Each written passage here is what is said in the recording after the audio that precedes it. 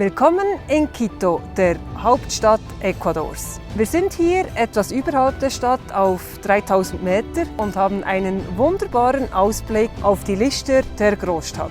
Es ist ein kleiner Campingplatz hier von Andy, einem Kanadier, wo wir uns die letzten 4 Tage darauf vorbereitet haben, auf unser nächstes großes Abenteuer. Dieses ist nämlich Galapagos. Wir fliegen morgen früh für 2,5 Wochen auf die Galapagos-Inseln, gehen 8 Tage an Land und 8 Tage auf Tauchsafari und freuen uns enorm darauf. Was wir dort erleben, das zeigen wir euch in diesem Video. Got so much weight on my shoulders.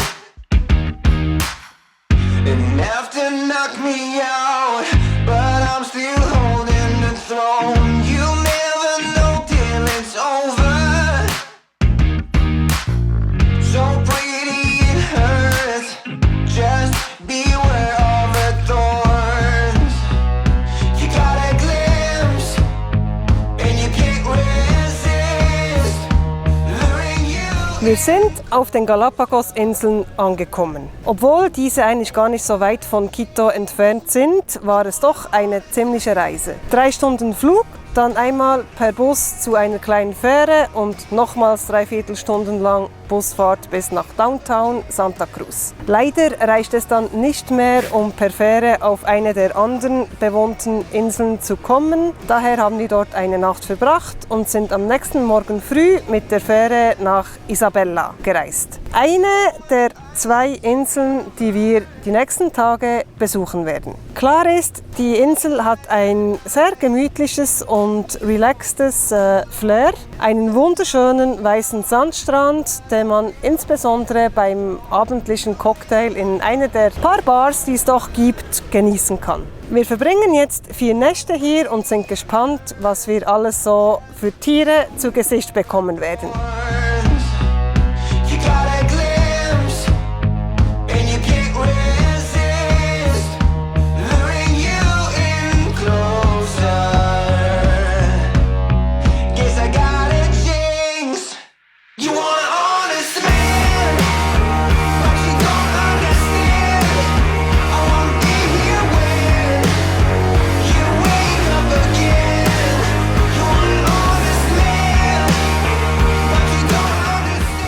Tage waren wir nun auf der Insel Isabela und es war einfach der Wahnsinn.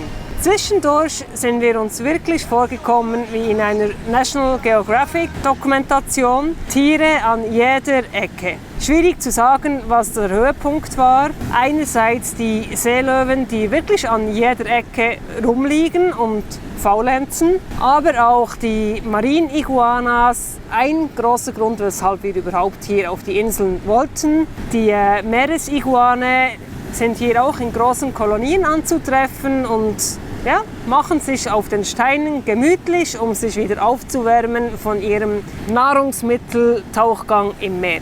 Aber auch ansonsten, wir haben tonnenweise Bluefoot-Bubis gesehen, was wir so nicht erwartet haben, aber auch da riesige Kolonien und das Beste, sogar mehrmals in einem Baitball. Das war ein wirkliches Spektakel. Wir durften mit Pinguinen, ja, es gibt Pinguine am Äquator, ja, allerdings nur auf Isabela. Mit diesen durften wir ebenfalls schnorcheln und auch mit Seelöwen, also das Programm war wirklich 1A.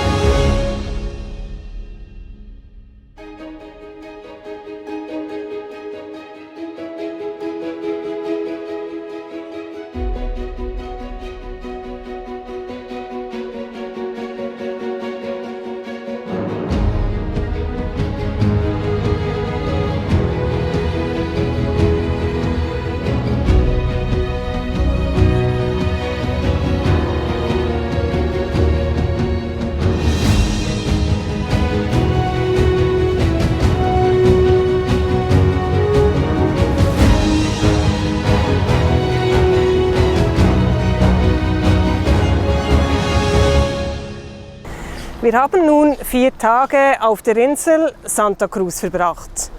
Und ehrlich gesagt, nach Isabella, welche ein Traum war, war Santa Cruz nicht mehr ganz so ein Highlight.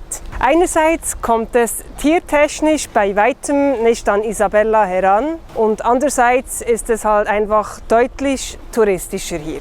Es gibt nicht allzu viel, was man hier unternehmen kann, wenn man keine geführten Tagestouren unternehmen will. Etwas, was wir nicht machen werden, da wir ja noch eine Tauchsafari gebucht haben.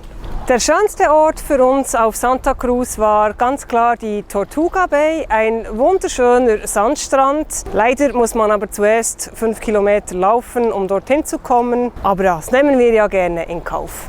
Was leider ein etwas faden Beigeschmack hat an diesem Galapagos-Trip, ist, dass insbesondere hier in Santa Cruz für alles nochmals zusätzlich Geld verlangt wird.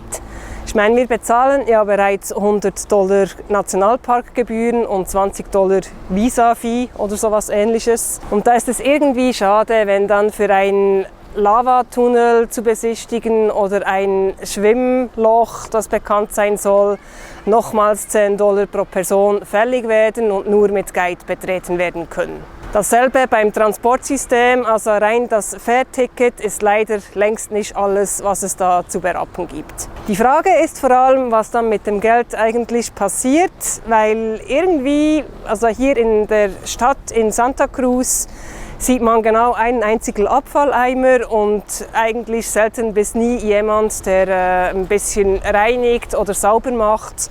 Und glaub mir, die Tiere hier, die überall rumliegen und auch das Highlight ist, die hinterlassen ihre Spuren. Ja, etwas, was wir persönlich ein bisschen schade finden, aber nichtsdestotrotz, Galapagos war ein wunderbarer Ausflug. Wir gehen jetzt auf unsere eigene Kreuzfahrt, nämlich aufs Tauchschiff, und da freuen wir uns jetzt drauf.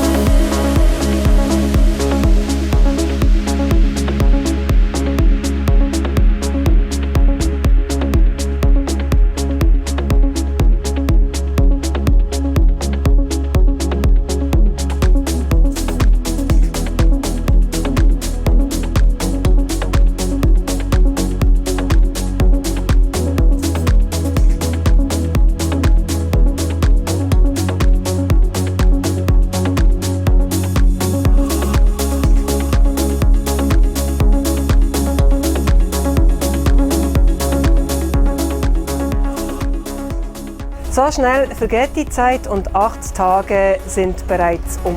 Ja, es war ein wirklich cooler Trip, diese Galapagos-Tauchsafari. Etwas, was wir schon sehr lange auf der Bucketlist hatten und nun endlich Realität wurde. Wir haben den ersten Tag rund um Baltra Island verbracht, haben dort 2 Tauchgänge gemacht und schon relativ viel gesehen. Dann allerdings die 16 Stunden Überfahrt nach Darwin und Wolf in Angriff genommen.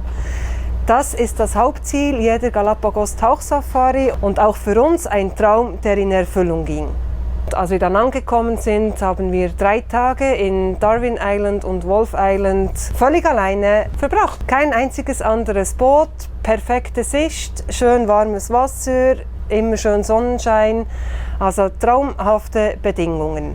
Wir haben eigentlich so ziemlich alles gesehen, was wir uns auch gewünscht haben, von Hammerhaien, Galapagoshaie, Adlerrochen, Schulen von Mobulas, Mantas, Delfine, Seelöwen und. Also es war wirklich das volle Programm.